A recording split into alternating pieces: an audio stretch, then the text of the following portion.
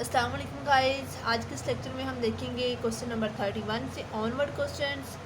हमारे कुछ क्वेश्चंस मैंने स्किप किए हैं, question number 25 to question number 28, वो हम किसी और जो है ना वो लेक्चर्स में देखेंगे।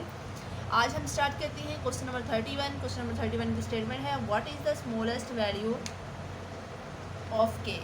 हमने फाइंड करनी है smallest value of K in Chebyshev's theorem for which the probability about a random variable will take on a value between mean minus k summation and mean plus k summation is at least 0.05। B part है at least 0.99। ये हमें क्या given है, probability given है। ठीक है, हमारे पास इसका फार्मूला होता है शेबिशेव्स थ्योरम का, प्रोबेबिलिटी x माइनस म्यू का मोड लेस देन हो के ऑफ समेशन से। ठीक है, ये ग्रेटर देन इक्वल देन हो 1 माइनस 1 ओवर के स्क्वायर से। अब हमें पता है हमें प्रोबेबिलिटी गिवन है ए पार्ट में 0.95, मैंने इसकी जगह पे इसकी वैल्यू पुट कर दी और is equal to 1 minus 1 over K square. यहाँ पे इज इक्वल वाला केस लेके चलेंगे। ठीक है, 1 माइनस 1 ओवर के स्क्वायर। अब इस के 1 ओवर 1 के स्क्वायर को इस तरफ ले आओ और 1 माइनस 0.95 हो जाएगा। जब इसको सिंप्लीफाई करेंगे तो हमारे पास वैल्यू आ जाएगी के की 4.47। उसके बाद एग्जैक्टली हमने यही फार्मूला यूज़ करना है यहाँ पे बी पार्ट में। तो हमारे पास बी पार्ट में जो है वो प्रोबेबिलिटी गिवन है 0.99, वो यहाँ पुट कर देंगे is equal to 1 minus 1 over K square. 1 over K square को इस तरफ ले आएंगे और 1 माइनस 0.99 हो जाएगा और इसको सिंप्लीफाई करेंगे तो के की वैल्यू हमारे पास आ जाएगी 10। ठीक है, हमने यहाँ पे जो है वो स्मॉलेस्ट वैल्यू फाइंड करनी थी के की, तो वो हमने फाइंड कर ली। नेक्स्ट वन क्वेश्चन है question number 32, if we let K epsilon किसके इक्वल है, सी के। हम लेट कर लें कि के एप्सिलॉन हमारे पास के समेशन इज इक्वल टू है C K in Chebyshev's theorem what does the theorem assert about the probability. हमने फाइंड करनी है प्रोबेबिलिटी क्या होगी अगर हम K summation is equal to C put कर दें। ठीक है, what a random variable will take on a value between mu minus C and mu plus C. ये सी हमारे पास क्या है, कांस्टेंट नंबर है। हम इसका सोल्यूशन देखते हैं। हमें पता है शेबिशेव्स थ्योरम, हमारे पास ये फार्मूला है P of x minus mu का मोड लेस देन है के ऑफ एप्सिलॉन से, और ये होल प्रोबेबिलिटी जो है वो ग्रेटर देन इक्वल देन है 1 माइनस 1 ओवर के स्क्वायर के। अब हम यहाँ पे क्या करेंगे, के समेशन की जगह पे सी पुट कर देंगे greater than equal than 1 minus, ये हमें पता था के समेशन इज इक्वल टू था सी के, यहाँ से हमने के की वैल्यू फाइंड कर ली, ये आ गई सी ओवर समेशन। हमने यहाँ पे के की जगह पे उसकी वैल्यू पुट कर दी तो ये हमारे पास आ जाएगा सी ओवर समेशन होल का स्केयर। अब क्या होगा, ये समेशन जो है वो ऊपर चला जाएगा, इसका स्केयर ओवर सी का स्केयर आ जाएगा। तो हमने फाइंड कर ली प्रोबेबिलिटी इज़ एट लीस्ट, हमारे पास जो प्रोबेबिलिटी है वो कम से कम 1 माइनस समेशन का स्केयर ओवर सी का स्केयर आ सकती है। ठीक है, नेक्स्ट वन क्वेश्चन नंबर 33 है, find the moment generating function. हमने मोमेंट जनरेटिंग फंक्शन फाइंड करना है of the continuous random variable. हमें जो रैंडम वेरिएबल गिवन है वो कौन सा है, continuous, whose probability density is given. हमें प्रोबेबिलिटी भी गिवन है, हमारे पास 1 आएगा जब हमारे पास लिमिट जो है वो 0 और 1 के इन बिटवीन होगी, और अदरवाइज जो है वो हर इंटरवल पे वैल्यू हमारे पास 0 आएगी। हमने फाइंड क्या करना है, moment about the first moment about the origin and second moment about the origin and variance. ठीक है, सोल्यूशन स्टार्ट करते हैं। हमें पता है मोमेंट जनरेटिंग फंक्शन का फार्मूला हमारे पास ये वाला होता है। ठीक है, और वो भी कॉन्टीन्यूस रैंडम वेरिएबल के लिए। हमने यहाँ पुट कर दिया m x of t is equal to, पहले इसको सिंप्लीफाई करेंगे, ये ई की पावर टी एक्स था, ये अंदर चला जाएगा, ई की power T x dot F of x D x. F of x हमारे पास क्या है, जो अब हमारे पास लिमिट 0 से 1 होगी तो हमारे पास एफ ऑफ एक्स 1 आएगा। ठीक है, और साथ में डी एक्स। अब इसकी सिंपल इंटीग्रेशन ले ली, ई की power T x over T और लिमिट हमारे पास 0 से 1 तक आ जाएगी, ठीक है। उसके बाद लिमिट पुट की तो e की पावर t ओवर t आ जाएगा माइनस e की पावर 0, x की जगह पे 0 पुट करेंगे तो e की पावर 0 ओवर t। ये हमारे पास आ जाएगा जो मोमेंट जनरेटिंग फंक्शन है M X T is equal to E की power t minus 1 over t। उसके बाद क्या है, e की पावर t की जो एक्सपेंशन है वो हमें पता है 1 प्लस टी ओवर 1 का फैक्टोरियल प्लस टी 2 ओवर 2 का फैक्टोरियल प्लस टी 3 ओवर 3 का फैक्टोरियल सो ऑन चलता जाएगा।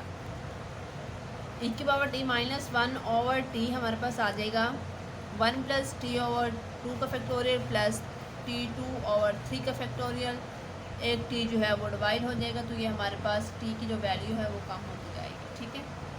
उसके बाद क्या है, ये हमारे पास मोमेंट जनरेटिंग फंक्शन जो है उसकी एक्सपेंशन हमारे पास क्या आ गई 1 प्लस टी ओवर 2 का फैक्टोरियल प्लस टी 2 ओवर 3 का फैक्टोरियल प्लस सो ऑन, ठीक है। अब हमारे पास क्या हमने फाइंड करना है first moment about the origin. तो हमारे पास इसका फार्मूला है म्यू 1 डैश, और अगर हम इसको देखें मोमेंट जनरेटिंग फंक्शन में तो ये हमारे पास आएगा first derivative of moment generating function at t is equal to 0 पे, ठीक है। ये हमने लिख दिया फर्स्ट डेरिवेटिव। जब हम इस एक्सपेंशन का फर्स्ट डेरिवेटिव लेंगे तो ये हमारे पास 0 हो जाएगी, ये हमारे पास 1 ओवर 2 का फैक्टोरियल आ जाएगा, ठीक है। और उसके बाद ये आ जाएगा 2t और 3 का फैक्टोरियल। जब t की वैल्यू 0 पुट करेंगे तो 0 ओवर समथिंग 0 ही हो जाएगा। नेक्स्ट रिमेनिंग हर टर्म क्या हो जाएगी, 0 हो जाएगी। तो हमारे पास first moment about the origin की वैल्यू आ गई 1 ओवर 2, ठीक है।